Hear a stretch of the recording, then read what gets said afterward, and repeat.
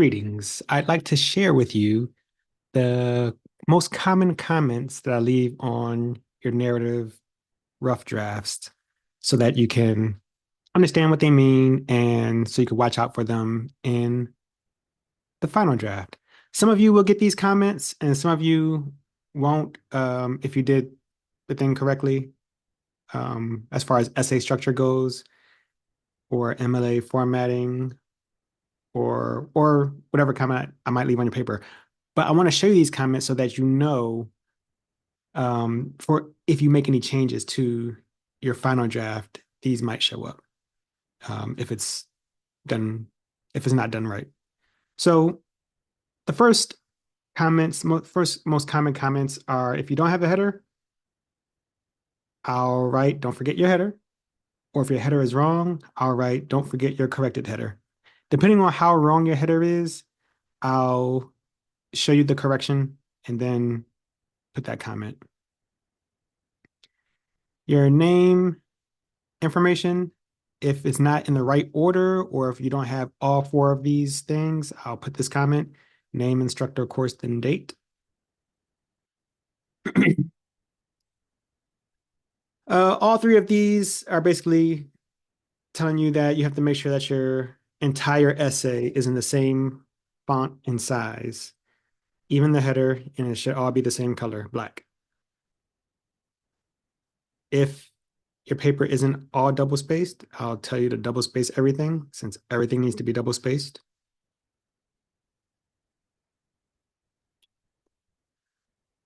If you have more than 5 paragraphs or less than 5 paragraphs, I'll tell you that you're supposed to have 5 paragraphs, no more, no less. If your margins are off, I'll tell you to keep 1-inch margins on all sides of your paper. If your title capitalization is weird, I'll put this comment. If your title is not centered, or if your title is not there, I'll tell you to center your title on the first line before your first paragraph, on the line before your first paragraph. If you skipped any lines, I'll tell you don't skip any lines. Indent every paragraph 1/2 inch, just the first line of the paragraph. I'll tell you to begin against the left margin if your margins are off. Sometimes people hit the tab key twice to indent, and then once when they start the next line of their paragraph for some reason. I don't know why, but don't do that. If the attention grabber comments, if you start with a thesis statement or if you just start just talking about yourself, then I'll probably give you a start with an attention grabber comment, meaning that your attention grabber is for your audience. It's for you to include or attract your audience, make them want to read your paper. If you just start talking about yourself without getting us invested in who you are or why we should listen to you or want to read about you, then I'll put one of these comments. Don't talk about the paper within the paper. That's going to be on the no-no list, but don't do that.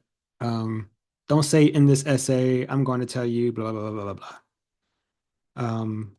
And this comment right here says, don't tell us what you're going to do, just do it. So don't tell us that you're going to talk about something. Just talk about it.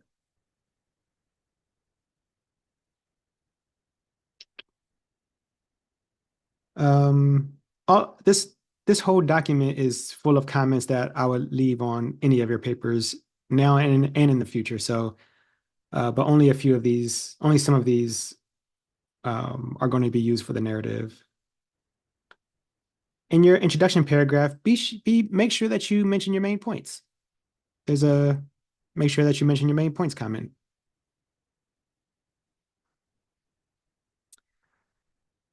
This one, in your introduction paragraph with your thesis statement, the last thing in your introduction is your thesis statement. The last sentence of your introduction is the thesis statement.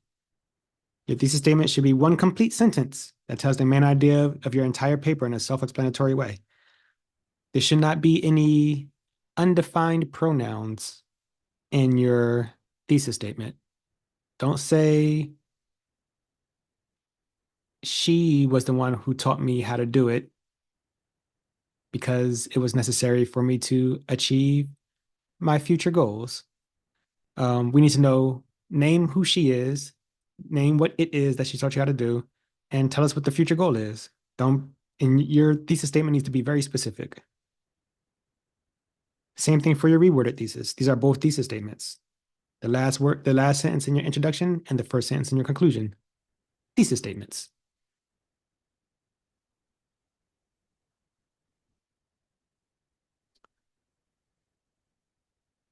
In your topic sentences and even in your thesis statements, avoid words and phrases that make that thought dependent on outside information.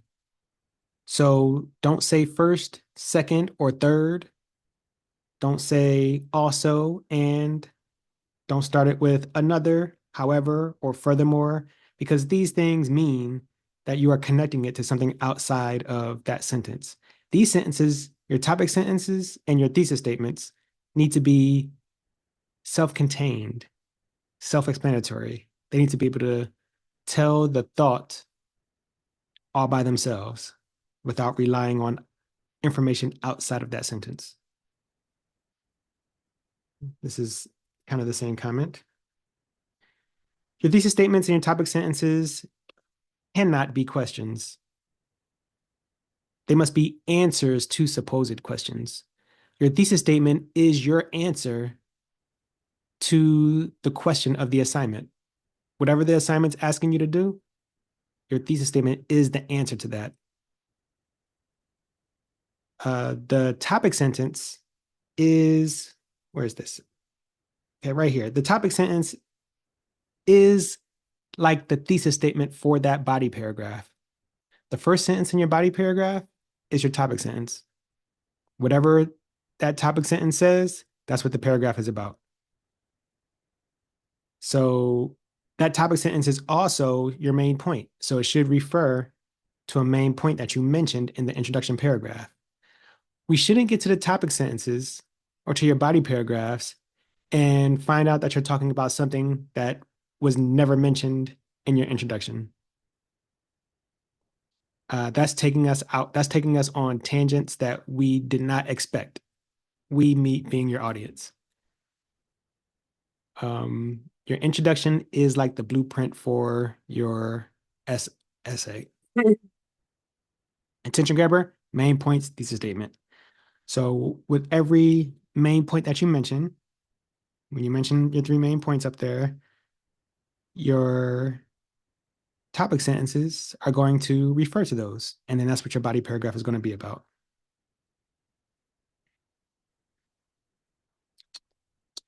I have a couple different comments that say that same thing.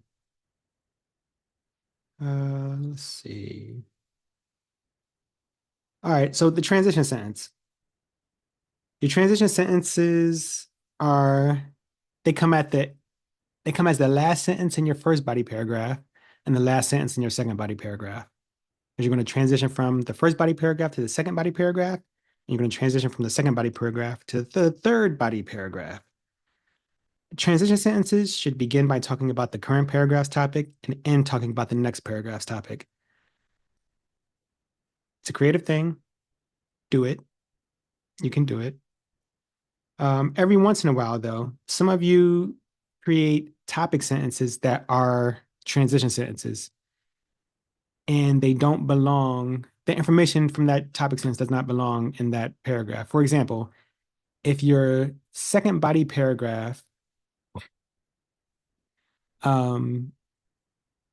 says something like, even though what I mentioned in the first body paragraph is significant, what I'm going to say in the second body paragraph is even more important.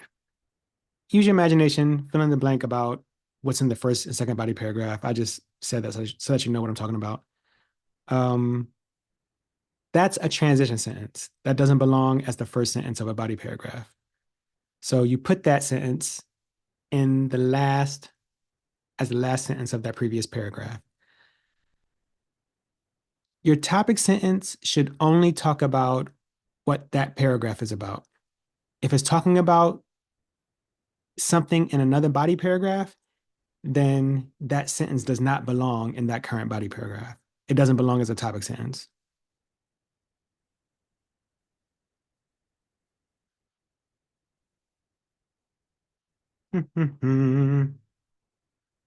And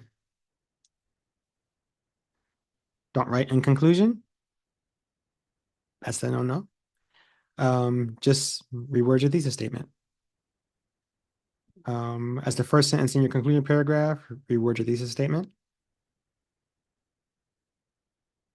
A couple of you are told to avoid writing, etc. We'll talk about that later, though, too. And create a dedicated conclusion paragraph with the elements of a conclusion, a reworded thesis, main points, and a clincher. Sometimes I put that on your papers if your conclusion paragraph didn't have the elements of a conclusion paragraph. And to give you a clincher, to give you a reminder to create a clincher, this comment says, just like we begin essays with an attention grabber, we end them with a clincher.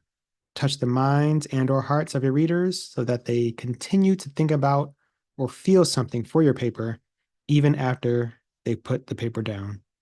So make sure you end with the clincher. Tug at some heartstrings, get in the minds of your readers, and, create these things purposefully. So those are the most common comments that I put on your narrative rough drafts. If I put any of these on your final drafts, then points are going to come off with it. So even if you didn't get those comments, when you go to write your rough draft, make sure that you don't do anything to achieve getting these comments, because they likely come with a point deduction. Blah, blah, blah. All right, that's all for the comments. Later.